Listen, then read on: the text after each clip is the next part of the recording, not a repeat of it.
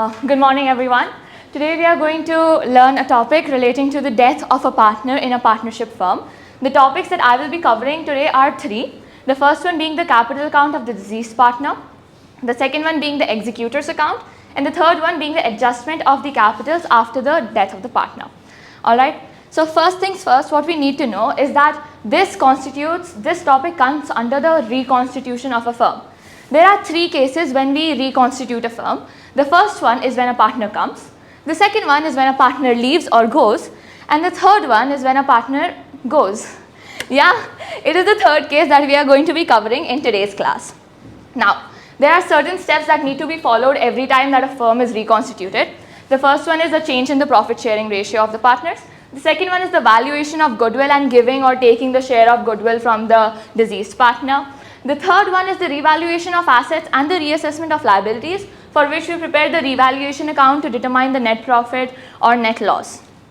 Alright, now the topics that we will be covering, the first one is deceased partner's capital account, that is the partner who has passed away, his capital, to determine what capital he needs to be given after his death. Fifth one is his executor's account, and the sixth one is the adjustment of capital of the remaining partners of the firm.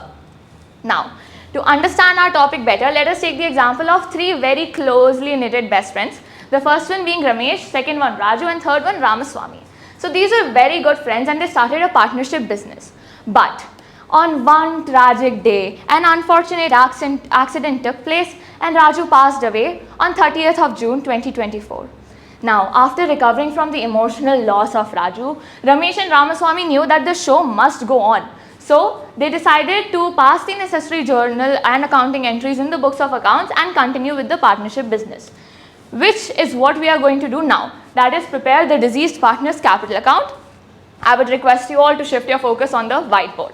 Alright, so there are two sides, debit and credit. One easy way to remember what comes on the debit side and what comes on the credit side is that on the credit side, we write all the things that the partner needs to get from the firm.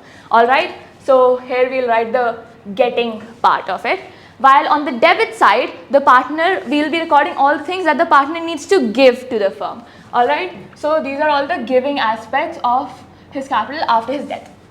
First things first, we'll be transferring the balance. So this will be by balance BD, that is by balance brought down. Alright, this will be appearing in the balance sheet of the firm. After that, in case there is any profit on revaluation, so there will be by revaluation account, because he will be getting a share of the profit. Then in case there are any distributions of reserves or accumulated profits, so by any reserve or profit and loss account. After this, in case there, we'll be valuating the goodwill as I previously stated. So after valuating the goodwill, the gaining partner will be giving his share of goodwill. So by gaining partner's capital account.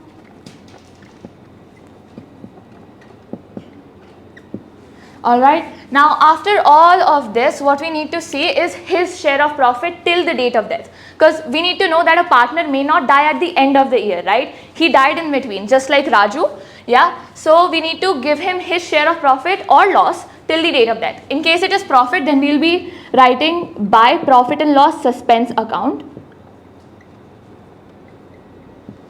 Alright, this is for share of profit.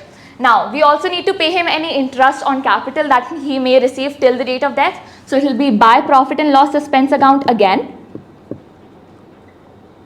But this one is for interest on capital. So, we cannot pass a compound entry for these two. We need to show them separately. That's one thing to keep in mind.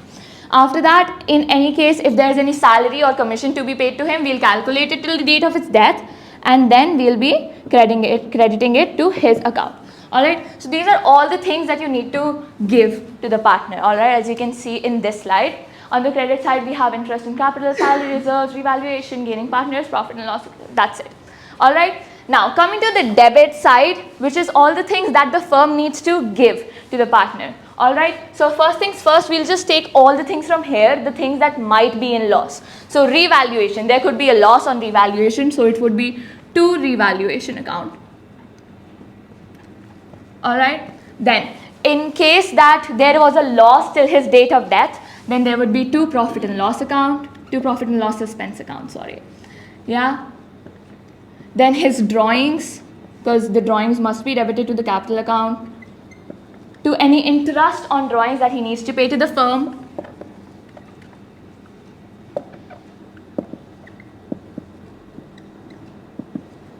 Alright, now one very important aspect of the debit side is the goodwill, right? So, goodwill. So, we need to check that if there is any goodwill in the books of the firm, and then that goodwill will be written off at the time of reconstitution, which must be shown on the debit side of his capital account. Alright, so to goodwill account. Alright, I believe that is it. Yes. Now, the question that arises over here is that what will happen to the balance? We'll get a balance, either debit or credit, in his capital account. But what will happen to the money that he is supposed to get? Now, whatever it is, one sad reality of this world is that we cannot take the money with us after we go to heaven. Alright, this person won't let us take it. Alright, so now, this is where the hero of our story arrives. That is the deceased partner's executor. Alright, now please focus over here. So any balance that we get in this account, suppose we get a good positive balance. So not to balance, we'll be transferring it to his executor's account. Alright, so to executor's account. And then the account will be balanced. Now this we will be transferring over here on the credit side.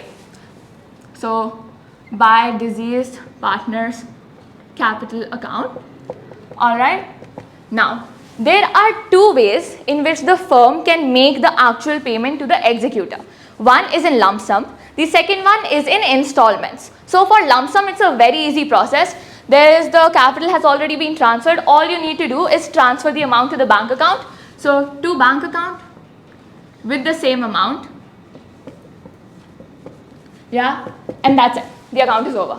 This will be done on the date of Raju's death, that was 30th June 2024. Alright, but it's usually not as simple as this. What we need to do is that we need to pay the executor in installments. So for this, I have prepared a chart for you all. Can all of you see this chart? Are you all able to read it? Alright, great. So the deceased partner's executor account will look like this in case we are paying the amount to him in installments. So firstly, we will be transferring the amount. For this, I have prepared a question for you all. Suppose the amount due to Raju is 1 lakh rupees, right? Now, this he will be paid in installments, 2 equal installments with interest 10% each. Alright, so since he died on 30th June, we will first transfer it to his executor's account. Alright, then we will be calculating the interest for that year. That will only be from 30th June till 31st March. For 9 months, we will be calculating the interest on half of this amount because it's 2 equal installments. So 1 lakh by 2, 50,000, 10% of 50,000 for 9 months will be the interest for the first year. Now, coming to the next year, after carrying down the balance, we will be making sure that we charge the interest for the remaining 3 months of the year till Raju died. So on the first anniversary of Raju's death, we will be making the first installments payment to his executor. So to bank account, 50,000 plus the interest of that year plus the interest of the second year, that is the interest for 3 months, and then that amount will be sent to his executor in the first installment. Alright. Now in the second installment, again we have 50,000 of the original amount left, but we need to give him an interest of 10%. Alright, so again we will be charging it till the end of the first year and we will be carrying down the balance, bringing it down. Finally, the last interest will be charged for a period of 3 months from 1st April 2026 to 30th June 2026. That is on the second anniversary of Raju's death. We will be charging the last interest and making the final installments payment to Raju's executor. And then the account will be finally balanced. So this is how the account would look like in case there is an interest and installment system followed by the firm. Now, moving on, I hope this is clear. These are a few points to remember which I have already stated. You can just refer the slide. Okay, last topic, finally, is the adjustment of capitals. This is a very simple procedure. Now, Raju has gone away, but Ramesh and Ramaswamy are still there in the partnership. So, they need to continue with the business. Now, they might decide to adjust their capitals in the new profit sharing ratio. Alright, for this purpose, what we will do is their adjusted capitals. After the reconstitution of firm, we will prepare their capital accounts and then the balancing figure, the balance amount in their capital accounts, we will add them both together. Alright, so suppose Ramesh was 1 lakh, Raju's was 2 lakh. Together the total capital of new firm would be 3 lakh, 1 lakh plus 2 lakh. Alright, now how we will determine their new capital would be by multiplying this into their share of profit.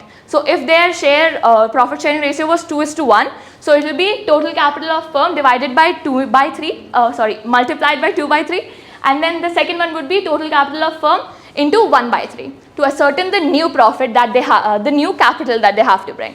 Alright, after ascertaining this, there would certainly be some difference between their existing capital and their new capital. Alright, we will be determining this difference. It can either be a surplus or a deficiency. In case it's a surplus, they will take back their capital, and in case it's a deficiency, they will bring in more capital so that the capital of the firm remains balanced. Alright, so there are two very simple journal entries that we need to pass for this. In case of surplus, we will be debiting the bank account because they will be given, because they will be given the money to conserve. Sorry, this is wrong. Yeah, this is wrong, don't look at this. Okay, the first one is in case of deficiency. Alright, I don't know what happened, my bad, I was very sleepy while preparing these slides, don't mind. So first one is for deficiency. Okay, in case in this case the partner needs to bring in more capital. Okay, so it will be bank account debited to his capital account or to his bank account, or leave the current account, bank account debited to his capital account. Alright, in case of deficiency. Second one is in case of surplus. It will be his capital account because he will be taking away the capital. We will debit it to the bank account. Alright, because the bank will be getting more money. Is it correct? Yeah, it is correct. Yes. Alright. I'm sorry. I don't know how I missed this. Anyhow, so yeah, that is all that we have done. So let's just revise everything once more. We had the deceased partner's capital account. On the credit side, we record everything that we need to get. On the debit side, we record everything that we need to give to him. Okay. The executor's account, in case of lump sum, it's a very simple entry. In case of interest and installments, it's this big format. But it's very easy because I explained it to you. Alright. And then in case of adjustments of capital, this is for deficiency and this is for surplus. Alright. So that is all the topics that we had for today's presentation. Now in case there are any questions, I would love to entertain them. I have a question. How do you calculate the other than the percentage? Alright, so there's a set formula for calculating the profit which would be covered in the retirement of the partner, retiring partner. profit till the date of death? Yes. So for that there's a set formula which we have covered in retirement of a partner. There are two ways, either you calculate it on the basis of previous year's sales and turnover, or you calculate it on the basis of time. Now since this was not a part of I'm not sure if I'll be able to tell you the correct formula, but if you look in double entry in the retirement of partners last few pages, you will be able to get the correct formula over there. It will be either on time basis or on previous year sales. Otherwise, you can prepare the whole profit and loss account till his date of death, and then the final result of the profit and loss account till 30th June would be the profit share. Thank you. Alright.